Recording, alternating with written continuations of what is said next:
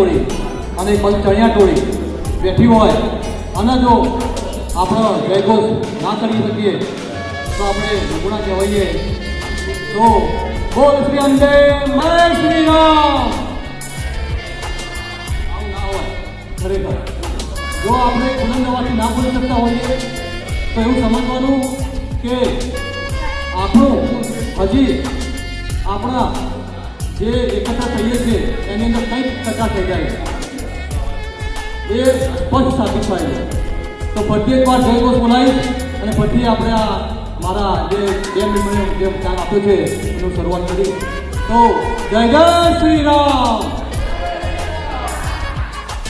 આજના શ્રી કાંઠા જિલ્લા મોદી સમાજ લાડોલ વિભાગના આજે આ સમારંભની અંદર ઉપસ્થિત મારા વડીલો, માતાઓ, બહેનો, ભાભીઓ અને જે સાથે નવયુવાન મારા ભત્રીજાઓ અને ભૂલકાઓ હું અત્રે સ્વાગત કરું છું. આ સમારંભ આપણે જોતા હોઈએ છીએ. આપણને એવું લાગતું હોય કે સમારંભ ઘણા કાંઠા જિલ્લા મોદી સમાજની અંદર જોઈએ છીએ તો મોટા મોટા સમારંભો થાય છે, પરંતુ એ પણ ક્યાંકના ક્યાંક કોઈ જગ્યાએ નાનો સમાજ હતો અને એને મોટું વટવૃક્ષ કરેલું.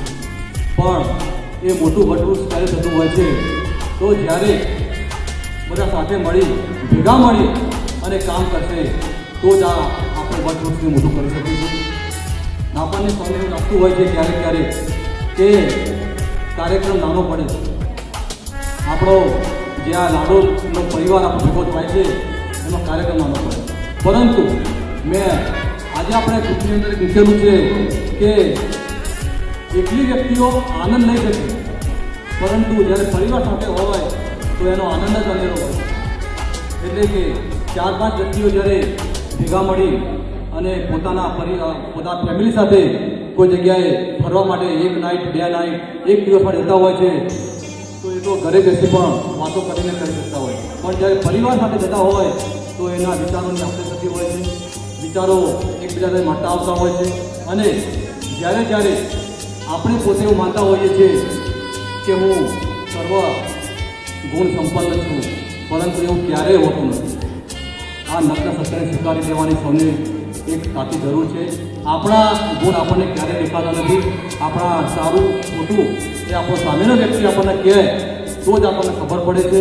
એ સિવાય આપણે ક્યારેય આપણે કહી શકતા નથી.